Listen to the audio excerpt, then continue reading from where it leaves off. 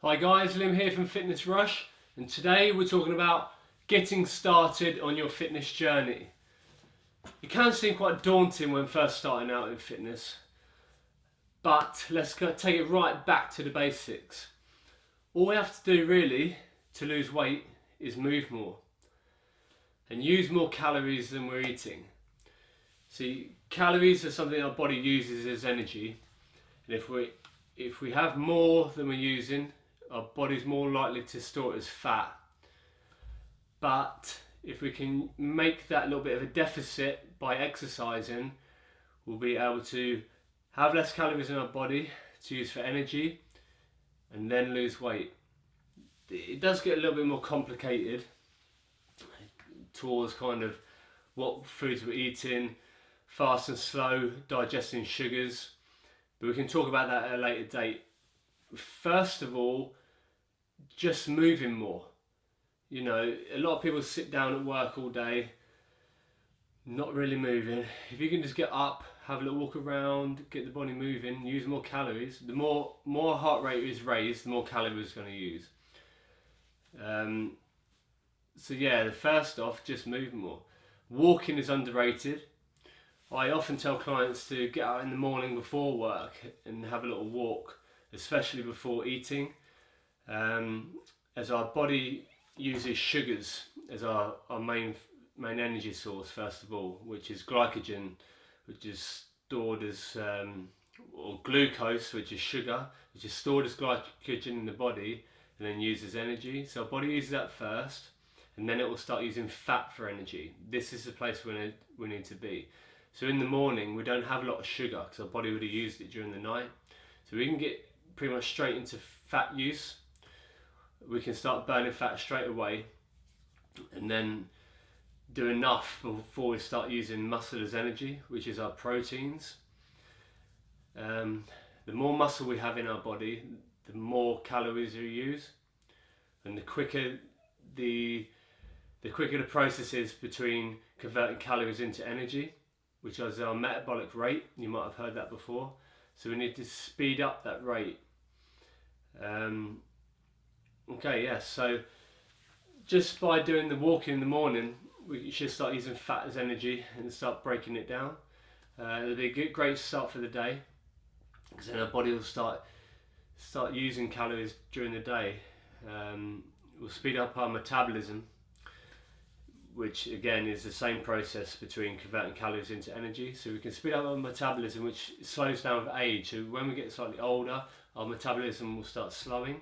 So we can speed that up by maintaining or building more muscle, which doing weights will definitely help that. So that's our next step. So after the walking, we can start going to a gym. Obviously, being a personal trainer, I would advise going to a trainer to get the best advice possible. It'll speed up the process as well. A lot of people go to a gym not kind of knowing what to do. Guesswork. I wouldn't say doing things wrong, but there's usually a quicker process towards getting the results you desire. So using a trainer to set your programs up will probably be a good start, and then you can go off and do your own thing after that. So using the weights to build muscle, and then doing your fat burning afterwards. So when I spoke about using glycogen for energy, our body actually uses more glycogen when we're doing weight training with the short, sharp, explosive exercise. So raising the heart rate, then bringing it down, raising the heart rate, bringing it down. This uses more glycogen. So our glycogen will be used within 30 to 40 minutes, depending on how hard we work. So once we use our glycogen, we need to get into our fat usage or our fat burning state, which is 65% of our maximum heart rate. So it only has to be a steady state cardio to burn more fat. Not to say we wouldn't use fat training at a higher level, like running or rowing, but we use up to 50% more fat at the 65% of a maximum heart rate. So we just utilise the fat a little bit more. That's not rubbishing any other kind of cardio, the HIIT training. That's where we sprint for a certain amount of time, then we slow it down, sprint and slow it down. We look to do that in the weights room, to use our glycogen there and then do our fat usage or our fat burning. Then we stop. Before we get into our proteins, which is our muscle, so we're looking to maintain or build muscle. So if we're using the muscle as energy, we're working against ourselves. So once we finish our steady state cardio, we go home and eat and rest. We need to replenish the glycogen we've got in our body, so our body can use that instead of using muscle as energy. I hope this makes sense. It's a lot to take in the beginning. But yeah, so that goes back to kind of the question I get asked a lot. What should you do first, weights or cardio? My preference towards, if you're looking for fat loss, we're looking to do the weights first, use our glycogen, then get into the steady state cardio, which could be a simple walk on a treadmill. It's up an incline, keeping our heart rate at 65% of our maximum. Our maximum heart rate can be found by taking the number 220 and minusing your age. That'd be a maximum heart rate. A lot of treadmills and bikes and cardiovascular equipment have a chart on it, so you can find out what there needs to be. So yeah, that would be my go-to, weights then cardio. Apart from that, there's not much more to say on the getting started side. Obviously you can start looking at different ways to train your muscles to make them bigger, but that's a different thing completely. We'll talk about that another day. So yeah, so building the muscle is important for fat loss. But be advised, if you're looking to lose weight rather than fat, you might want to do the fast cardio and the higher heart rate stuff, because we're probably going to fluctuate in the beginning. Because we're building muscle and losing fat, we might actually put a bit of weight on, because in consideration, muscle is more dense, so you don't need as much to be as heavy. A lot of people say muscle is heavier than fat. It can't be heavier because weight is weight.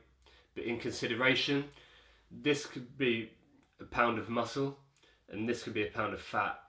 So there's a big difference. So you don't need as much. So if you're gaining muscle and losing fat, we could actually stay the same weight. So don't get hung up on the whole weight thing.